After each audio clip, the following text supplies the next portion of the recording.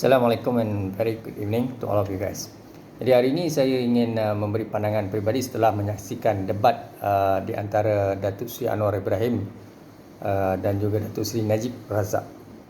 Diskusi yang baik berjalan di bawah pimpinan Esro Awani dan kita melihat juru pengacara atau moderator adalah orang yang berbeza, bukanlah seorang yang trending, tetapi di sinilah pembaharuan. Kita tidak mahu bias yang meletakkan tokoh-tokoh watak-watak yang pro kepada mana-mana ahli panel. Jadi saya rasa tindakan Esro Awani menjemput moderator wanita yang dilihat sebagai sangat transparent, sangat berintegriti dan berkecuali, dan muka baru di kalangan mungkin dalam 30-an atau bawah 40-an. Baik, berbalik kepada isu kepimpinan ataupun debat ini dari segi dalil dan penghujahan di antara Datuk Seri Anwar Ibrahim dan Datuk Seri Najib. Yang pertama, saya melihat terlalu profesional. Kedua-dua pihak menjaga sedaya upaya perasaan masing-masing dan tidak mahu menyerang secara peribadi, walaupun ada sedikit sebanyak isu-isu berkaitan dengan Wal Malaysia Dana diungkitkan oleh Datuk Seri Anwar Ibrahim, skandal rasuah secara tidak langsung. Begitu juga Datuk Seri Najib menimbulkan isu-isu berkaitan dengan beberapa siasatan di bawah PH, siasatan melibatkan ketirisan projek-projek ataupun syarikat tertentu tidak dibuka oleh peguam negara. Dan kenyataan balas daripada Datuk Seri Anwar juga kita melihat sangat-sangat kredibel, menjelaskan bahawasanya apa yang sedang berlaku di bawah kepimpinan Barisan Nasional pada satu ketika dahulu, walaupun Datuk Najib menyatakan bahawa BN antara kerajaan yang membawa pelaburan yang ramai dan juga meningkatkan mata wang negara, bursa saham meningkat, projek-projek megah dijalankan dan sebagainya, rakyat diberikan bantuan kewangan B40, T20 dan sebagainya. Tetapi dalam konteks ini, secara kesimpulan, saya sering kali saya menyatakan bahawasanya itu juga nada yang saya melihat kenyataan diberikan oleh dua-dua pendebat ini, termasuk Datuk Seri Anwar dan Datuk Najib. Yang paling utama adalah kita tidak mahu kerajaan ini bertukar ganti secara drastik dalam tidak sampai satu penggal. Kerajaan bertukar ganti ataupun dalam setahun 3 Perdana Menteri dan sebagainya, itu bukan saja tragis, menjijikkan, menjelekkan dan satu tindakan yang kita melihat tidak bertamadun, menjatuhkan martabat dan maruah kita di persada dunia, dan dunia tidak menghormati kita. Baik, yang seterusnya kita melihat isu rasuah, ketirisan, salah guna kuasa ini perlu ditangani bersama oleh semua entiti, termasuk ketua-ketua jabatan, ketua pusat tanggungjawab, pemimpin politik daripada kerajaan dan pembangkang. Walaupun Datuk Seri Anwar sebut perkara yang sama, tapi saya juga sering kali menyebut perkara yang sama, yang mana apabila kerajaan bertukar ganti terlalu drastik, wal imas satu contoh adalah Yang Amat Datuk Seri Ismail Sabri Yaakob menyatakan bahawa bahasa Melayu mahu diperkasakan secara rasmi di dalam negara dan negara ASEAN, mungkin di dunia, tetapi mana mungkin perkara ini mampu dicapai sekiranya Perdana Menteri Yang Amat Datuk Seri Ismail Sabri juga adalah Perdana Menteri sementara dan kerajaan sementara yang atas MOU di antara pembangkang dan kerajaan. Dan saya melihat apabila kerajaan bertukar, Perdana Menteri bertukar, parti politik yang berkuasa bertukar, kita gagal. Dan seterusnya isu rasuah dan salah guna kuasa. Saya melihat isu rasuah dan salah guna kuasa antara isu kalau kita mahu menjadi negara maju, merujuk kepada seperti mana kita merujuk benchmark kepada Singapura, tidak ada resources, dia hanyalah negara yang berada di pulau dan pasir, tetapi tidak ada khazanah bumi, tetapi mereka menjadi negara maju dan dihormati di dunia. Mata wang mereka meningkat, pelaburan, daya saing, inovasi, harta intelek, prototip, teknologi mereka tinggi dan sebagainya. Jadi dunia kagum dengan Singapura. Tapi Malaysia ini kita mempunyai khazanah bumi, sumber asli petroleum, minyak, koko, kelapa sawit, bayam, keli, sepat semua, memang kita ada, tetapi kita tak maju-maju kerana rasuah, salah guna kuasa, ketirisan. Jadi sistem kepimpinan kita, baik penjawat awam, ketua-ketua jabatan, golongan sarjana, profesor, think tank. Begitu juga kita melihat kepada sistem kehakiman eksekutif, judiciary, legislatif, adakah mereka ada separation of power.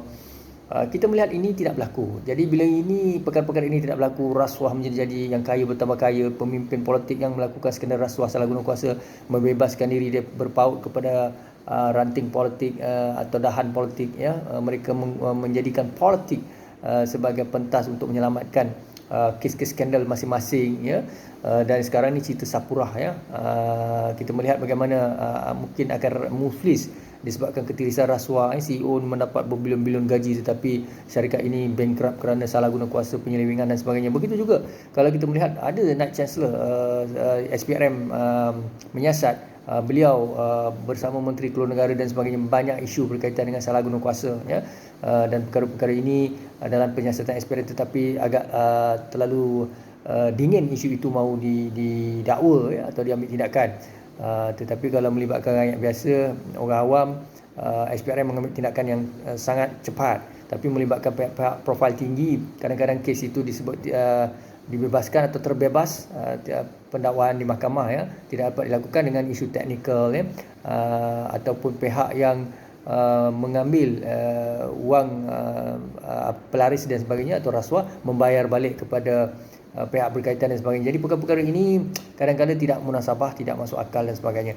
Jadi apa pun bagi saya, yang pertama saya melihat untuk menyelamatkan Malaysia kita ini, yang pastinya kita perlu memiliki first class mentality, bukan third class mentality. Kita perlukan pemimpin politik, parti politik dan juga adun dan ahli parlimen yang benar-benar berintegriti, beraccountability tinggi, cerdik, intelektual, berkarisma, mempunyai blueprint, dasar warsa yang jelas, ya. Dan kita mahu orang baru, ya, dalam sistem politik. Walaupun kita ada orang lama, tetapi orang lama ini mestilah mereka-mereka yang berintegriti, beraccountability, bermaruah dan berprinsip. Bagi saya, kalau kita melihat dari sudut isu sekarang ini adalah seperti Jokowi, ya, Presiden Indonesia, membantras rasuah habis-habisan, ya. Jemaah menteri mereka, ahli parlimen mereka terlibat dalam rasuah, ditangkap. Jokowi sendiri pun hadir dan membantu kuasa SPRM mereka. Di situ disebutnya bukan SPRM tetapi mungkin Badan Penjagaan Rasuah mereka sendiri. Bagaimana tegasnya Jokowi dan dunia pelaburan meningkat di Indonesia, negara-negara jiran seperti Singapura, Thailand dan sebagainya. Tapi Malaysia ini merudum ataupun ramai yang menjauhkan diri dan sebagainya. Di Malaysia ini masalahnya adalah kita dikaburi oleh pemimpin-pemimpin korup dan mereka-mereka ketua jabatan yang menyokong pemimpin korup. Dia tidak kiralah pemimpin PH atau Barisan Nasional, mana-mana pemimpin kalau korup, yang lama dan yang baru sepatutnya disingkirkan, ya. Tetapi apa yang berlaku di Malaysia ini, we fail to assign a right person to hold a right position in a right moment.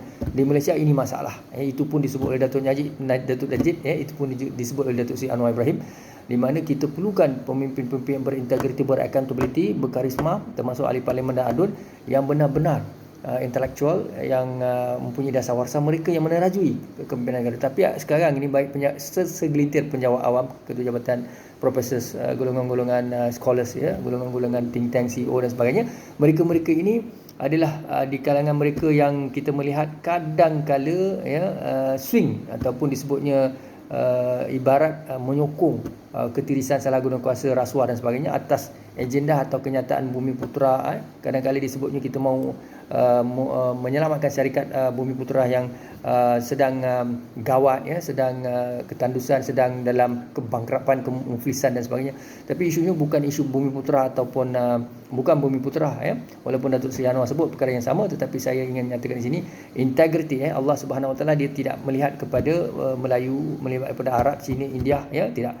Allah tidak akan ubah nasib satu kaum melainkan kaum itu mengubah nasibnya. Ya, hukuman itu, ya, mestilah adil kepada semua. Kalau pemimpin-pemimpin korup ini sekarang ni trend kita adalah menyelamatkan syarikat-syarikat Bumi Putera yang kita melihat yang telah rebah disebabkan oleh ketirisan, rasuah, salah guna kuasa, ya. Siapa yang korup, siapa yang terlibat, baik Bumi Putera atau bukan Bumi Putera, perlu diheret ke mahkamah.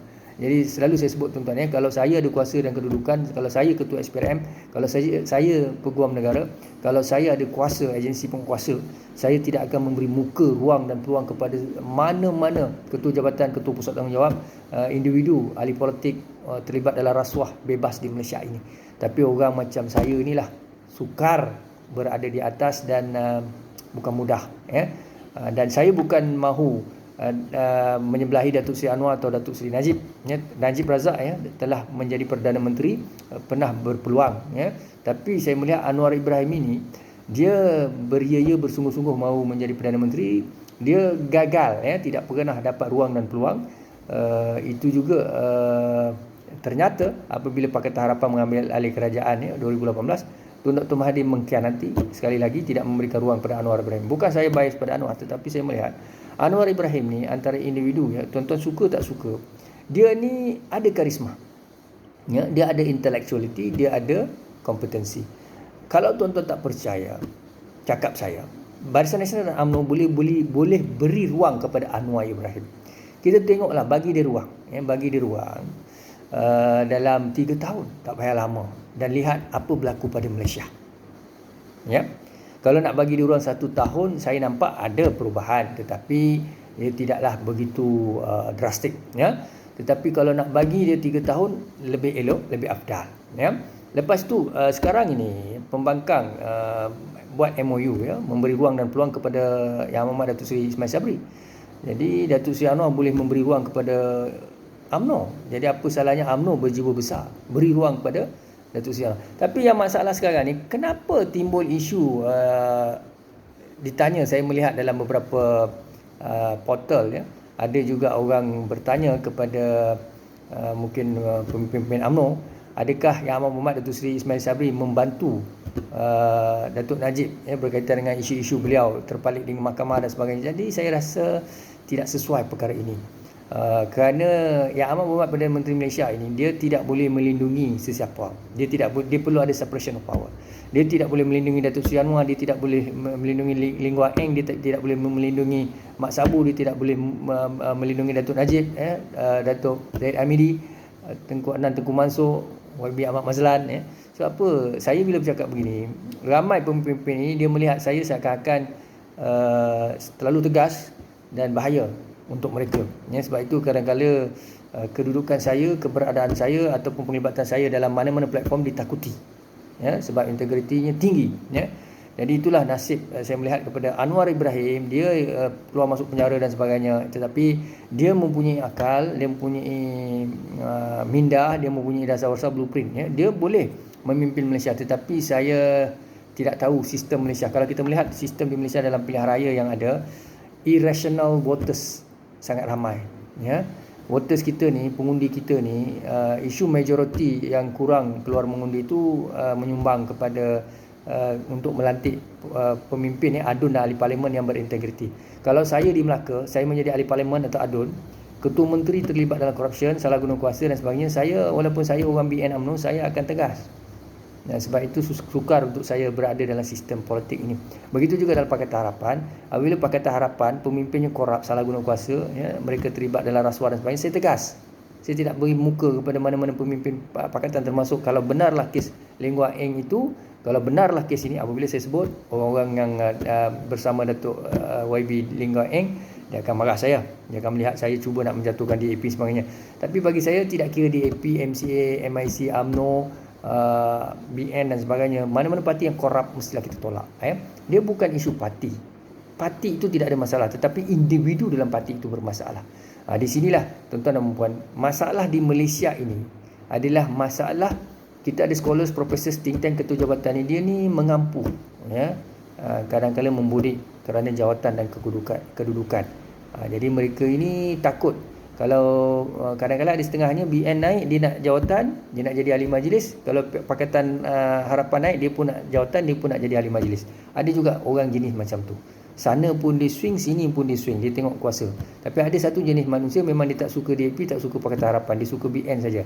Rasuah tak rasuah itu cerita lain ya. Saya dah tengok imam, saya dah tengok orang-orang ulama, ustaz ya. Dr. Mazhar pun sebut perkara ni, ulama dan ustaz pun tak berani nak tegur ya, isu-isu rasuah, salah guna kuasa dan sebagainya. Dan ada juga ulama yang bercakap dengan saya, tak apalah yang buat rasuah itu orang kita, orang bumi putera kita, takkanlah kita nak orang kafir jadi pemimpin, rasuah siapa tak buat. Ini bukan al-fitnatul hasil minal khat. Saya sendiri dimaklumkan begitu. Tuan-tuan dan puan-puan, itulah pandangan saya secara peribadinya. Tuan-tuan buatlah debat macam mana, ya. Astro Hawani memang tahniah saya ucapkan, tetapi bagi saya moderator jemputlah orang baru, ya. Yang anak muda, ya, belia, ya, dan mereka-mereka yang berkarisma dan sebagainya. Bukannya pemimpin atau moderator dalam broadcast media yang veteran, ya, dalam utusan, dalam berita harian veteran yang terletak ni kadang orang yang sama. Yang kedua, dia ada bias juga, ya. So letaklah orang-orang yang muda. Ya, kalau letak saya boleh terima cabaran itu, dan saya boleh berlaku adil kepada BN dan Pakatan Harapan. Jangan bimbang, ya. Jangan dengar cakap orang, dengar cakap saya, ya. Jadi bukan letak saya lah, letak orang lain, ya. Siapa-siapa yang kalau saya sebut letak diri saya, nanti orang tak suka, ya. Rambut sama hitam hati lain. Maklumlah orang ni asat dengki, iri hati, kianat, cemburu dia cukup tinggi. Jadi letaklah orang lain, lagi bagus, ya. Jadi tuan-tuan dan puan-puan, bagi saya yang pentingnya nak selamatkan Malaysia ni, kita jangan tengok kaum India, Melayu, Cina, Sabah, Sarawak, Kedah dan Portugis asli. Yang letak orang yang sepatutnya. Kalau Cina pandai, letaklah Cina sebagai ketua jabatan. Kalau Melayu pandai, letaklah Melayu sebagai ketua jabatan. Kalau India pandai, letaklah India sebagai ketua jabatan. Tapi hak pribumi Melayu, hak kelautan Raja-Raja Melayu, hak keistimewaan orang Melayu kita perlu jaga, pertahankan. Tetapi jangan lupa kita rakyat Malaysia di India, Cina, Sabah, Sarawak, Kedah dan Portugis asli. Rakyat bukan bumi putera perlu dijaga, didukung, diangkat, dan mereka juga perlu diberi tempat, ya. Syukran dan terima kasih. Assalamualaikum warahmatullahi wabarakatuh.